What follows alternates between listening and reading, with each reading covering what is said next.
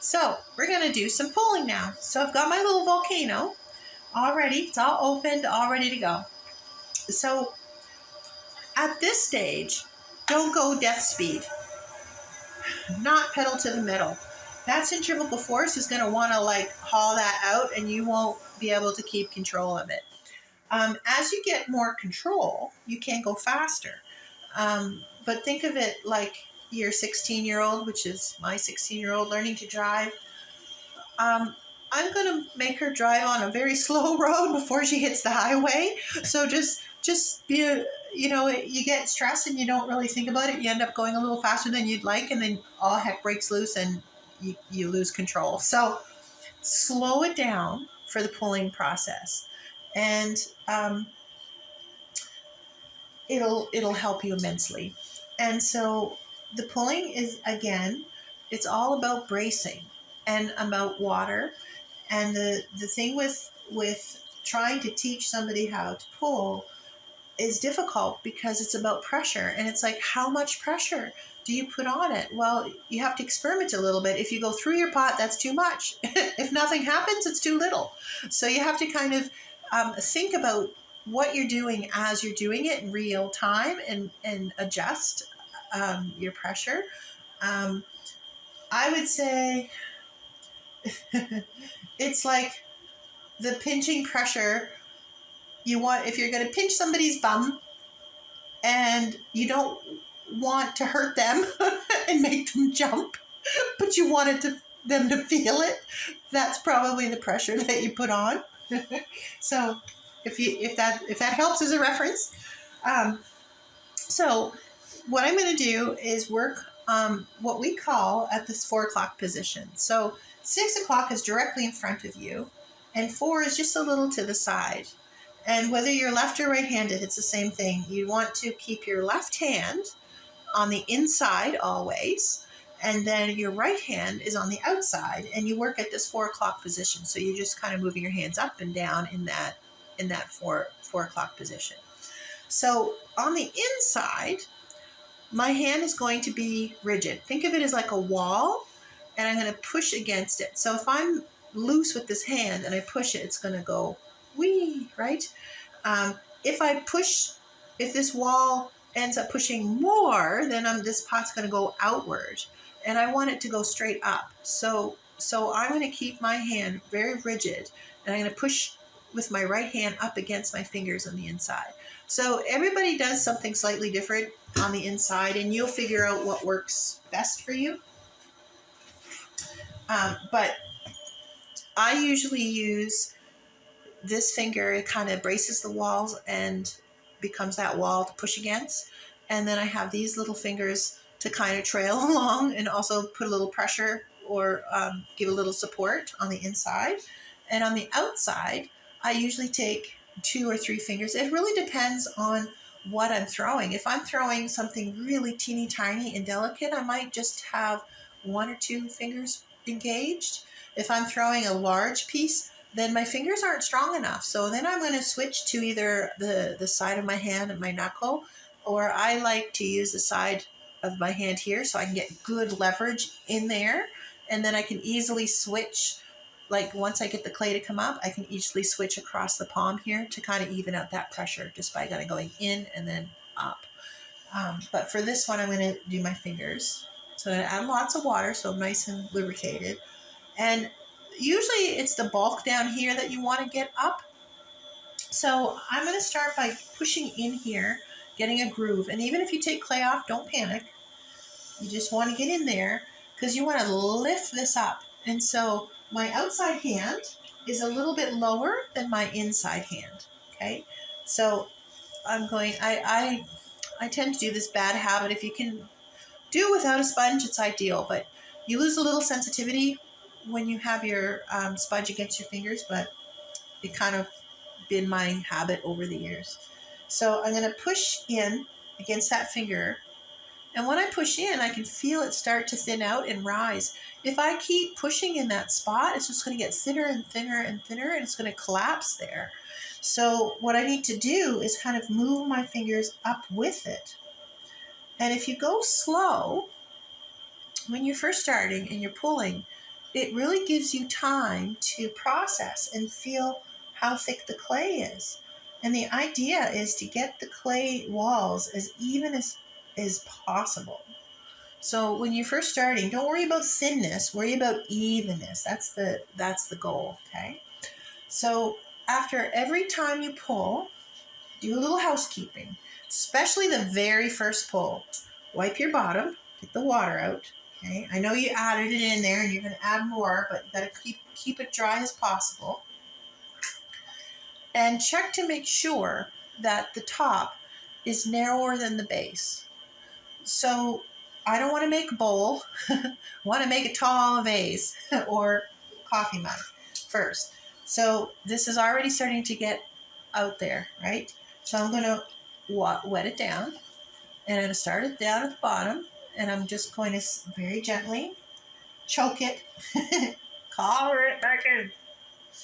Okay, and if it's thicker, you can get fairly aggressive to collar that in when it's thicker. If the walls are really thin and very, very wet, it'll just buckle when you do that. So the first pull is the most important to get that control. So now I'm going to do a second pull. So I'm going to get my little groove in there. Okay, wet my walls with my sponge, and then press down at the base to get that clay to come up. And work on walking that up. Okay, and I'm feeling with my fingertips. And so you really want to keep your foot on the foot pedal as you go, because at the base I might push hard, go a little faster, but I find that as I get up to the rim, I go slower with the wheel, and I really slow down. And take your hands off very gently. So if you do any rough movements, that's going to react. If you take your hands off too fast, look at that. It just goes all over the place. So really be very, very gentle with your pot. It's very, very soft.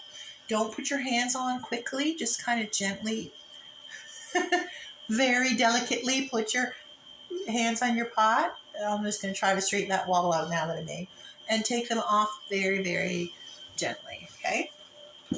So I'm just going to do that. Okay. So that was 2 pulls. So I'm going to do a third pull now.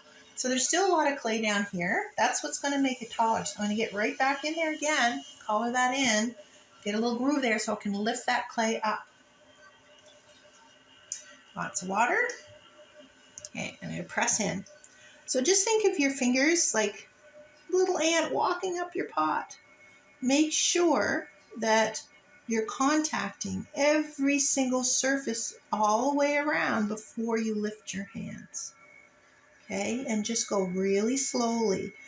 And what you're trying, if you go slow enough, you can think, oh, that's thin, maybe I'm not going to push at all. If that's a thicker, I'm going to put a little bit more pressure on that spot. So you're constantly adjusting your pressure. Typically, I push harder down here, and then as I go up, I lessen the pressure, just because it's typically thinner. Okay, so I'm going to wipe my bottom, clean off the puddles. If you rise your hands too fast, you're going to get a big spiral on your pot. And I'm going to try to do this. Can you see on the camera? Okay, so if I go and I go too fast, it means that I have not contacted this spot, this spot, this spot, this spot, this spot, this spot. I only contacted where you see those ridges. So that means that I've thinned out that spot, and it's thick there and thin there and thick there. So that's not good. So you need to slow your hands down, feel each spot. You don't want to linger too long in the spot because you don't want to press too hard in that one spot and go through.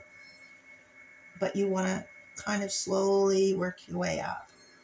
I'm just pulling this again to get rid of all those spirals that I put in. Okay. All right. So now as far as finishing your pot, I'm just going to do cylinders here right a second, but find a tool. All right, so this is a good tool to use. Now, any extra clay down here you want to get rid of, you can use the point of this little wedgie tool to get in there. You can use it this way too to get in there and get rid of some of that clay. There's all kinds of tools that you can use that will work really well. This is my go-to. I love these. I don't know where the heck you get them. I've had this one for 20 years. I had somebody make some for us because we just couldn't find them anymore. I've seen some Chinese versions of them, but they're stainless steel and they're kind of beveled. They're probably, you just buy one and done. But I just like this one because it never wears out. Whereas this eventually, starts to dull down when you're kind of grinding it down. But it just cleans off a lot of nice clay, and you can use the side of it to clean as well. And there's a few other tools as well that work really well to do that. But we'll just kind of keep it to the basics right now. Because most people have these kind of tools in their toolkit. So they can use a point here, and you can use it like this. And it'll scrape off some of that clay, but also you can take the tip and you can kind of push in a little bit. That will make a nice little guide for your wire to take your pot off later.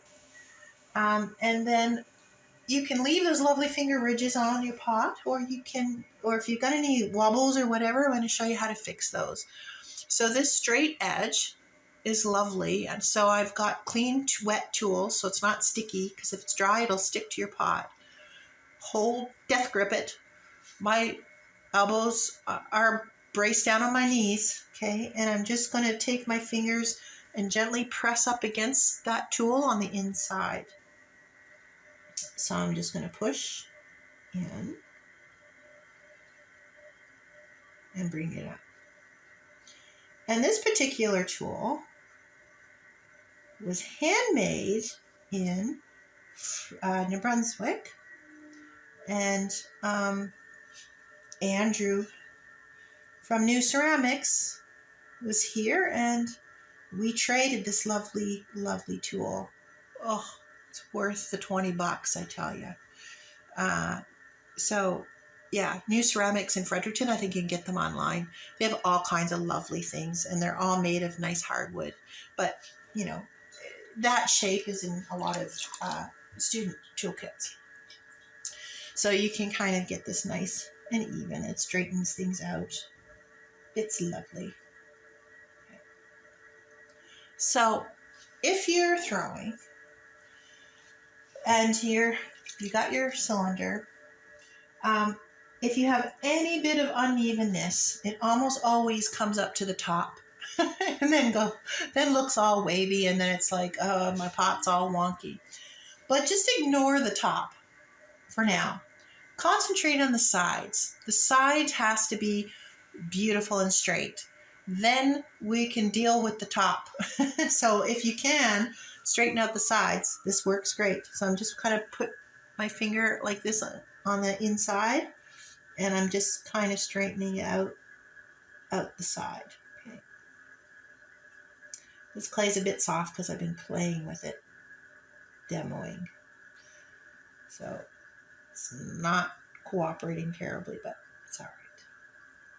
So once your walls are nice and straight, then you can think about cutting off that top if you want to. You don't have to. This is just an option. Okay, I'm just going to put this up a little bit so you can see.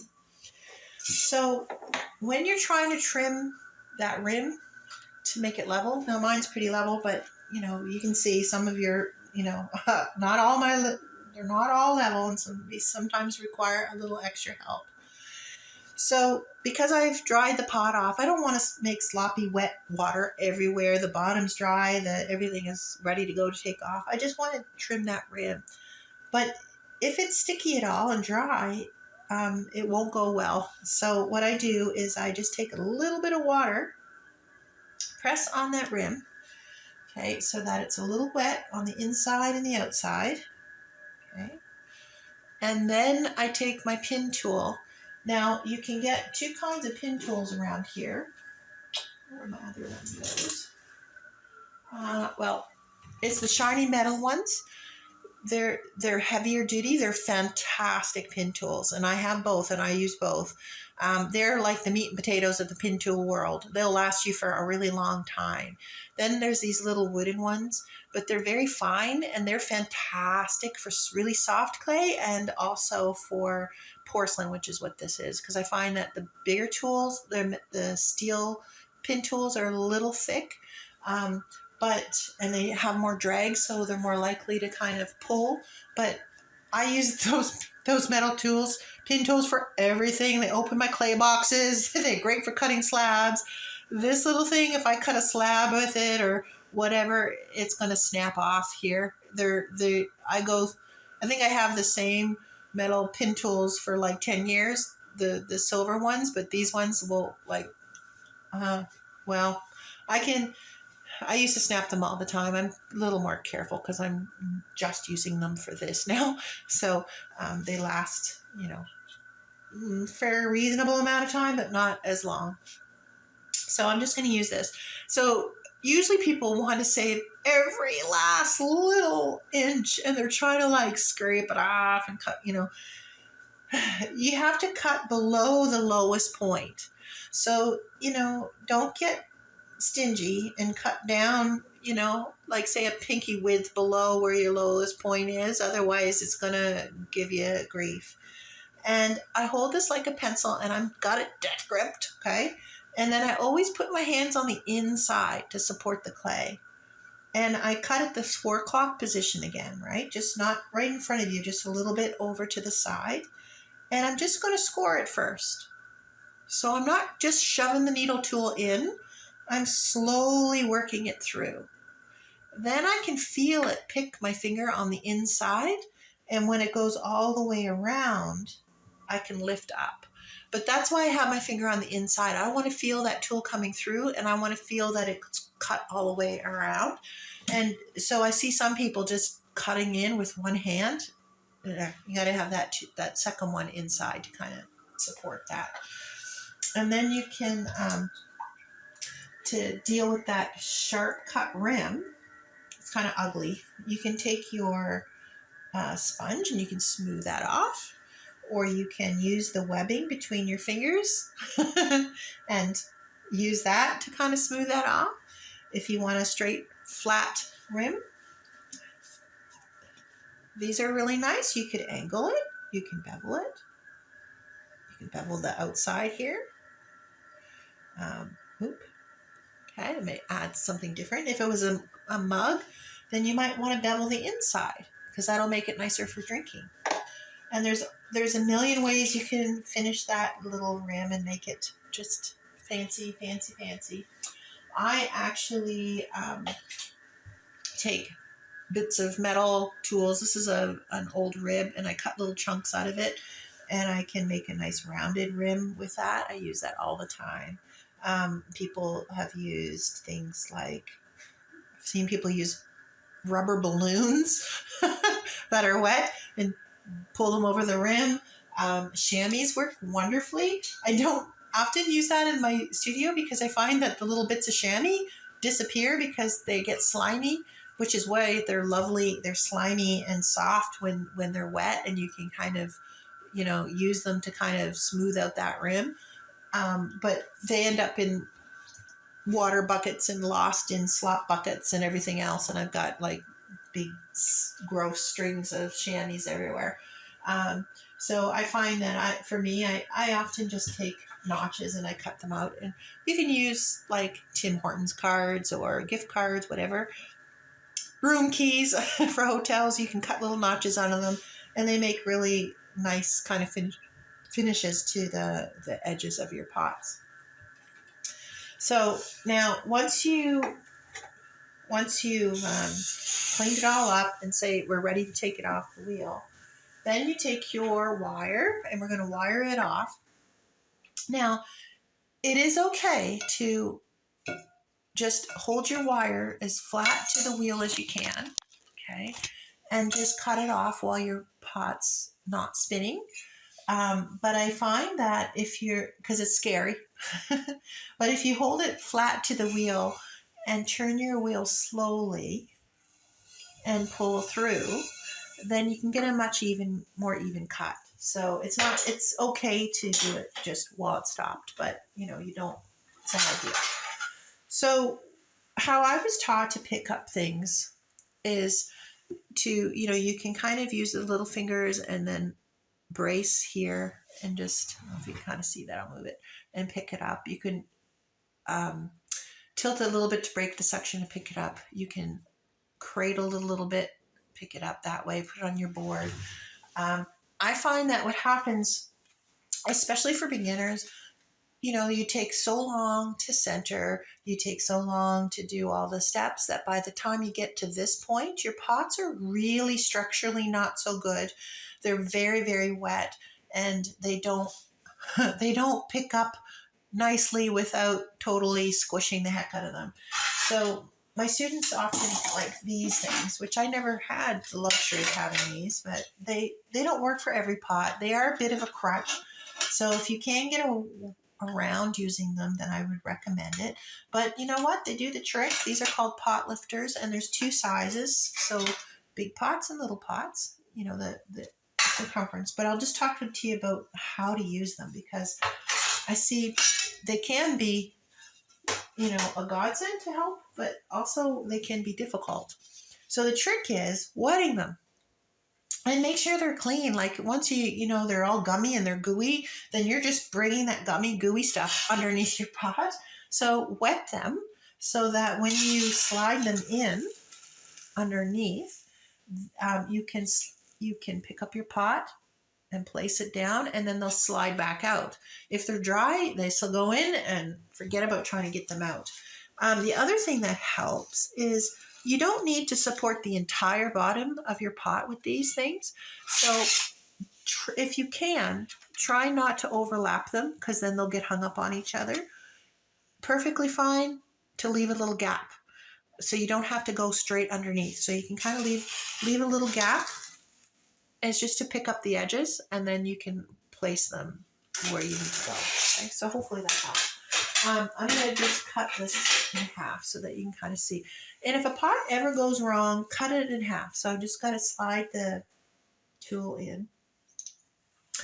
So I'm slicing this in half just so that you can kind of see, it's really wet, the inside of the pot. So the goal is even, okay? So if you have a weak spot, and say you've pressed a little bit too hard in one spot, it's all engineering. So if you've got a thin spot here and all of this weight supporting, like trying to press down on that little spot, and it collapses, you can see that when you cut it open. So if you ever have a failed pot, don't consider it a failed pot. Cut it open, have a look at it, and see why it failed, and then you can kind of source out what you did wrong. And most of it is uneven pulling. So the idea is you want to have a nice even wall all the way through, and then on the floor, hopefully you can see that a little bit. So when I go to trim this, even though it's a little thicker here, it's not even. I want even when I'm trimming the floor to be even later on. So I will remove that thickness, and then this would be the foot that it would sit on, and then I'd remove this. So that the pot stays even thickness all the way throughout the pot. One of the reasons why you do that is that you don't want a paperweight. You don't want to have like it feeling really bottom heavy, just for, pleasure aesthetic reasons, but also it just will fire better. So if you have an uneven pot and it's really thick in one place and thin in the other, as it dries, the thin places are going to dry faster than the thicker places. And so as clay dries, it shrinks. So that's going to put tension on all of your pots. So sometimes what happens if you've got a really thick bottom and a very thin wall, and the walls start contracting and drying faster than the bottom, that puts pressure on the bottom, and sometimes you'll get cracks in the bottom. It happens at all stages, even something that might survive a bisque may come back to haunt you in the glaze. It can cause warping and all kinds of nasty things. So the goal when you're trying to throw is a nice straight walled cylinder. Think this one's a little bit big for a coffee mug, but think coffee mug and try to get as even as walls. And it's really okay if they're thick. They just have to be evenly thick. So you don't need to have them paper thin all the way through. It's just that you want to have, if they're like a 1/4 inch thick, that's fine, but they have to be a 1/4 inch thick all the way throughout your pot. So the only way to really check, is to cut it open. And I'm not, nobody wants to destroy all of their pots. So just the ones that kind of go wrong, it's a good learning thing to do, is to cut your pots open and have a look and see what's going on. So hopefully that helps. And just be patient with yourself, because this really does take a little bit of time, and the first hurdle is centering. And then the second usually is the pulling. So, and I find that once you can master those two skills and get a lovely cylinder that's big enough for a coffee mug, everything else really opens up to you. So that is really the hardest hurdle. And then all learning after that is so much easier. We're never ever happy with our pots. We're always trying to get them better and bigger and whatever. But generally, if you can make your cylinder and get that centering and the pulling down, then your world is your oyster. You can make anything. And happy potting. Thanks very much. Bye bye.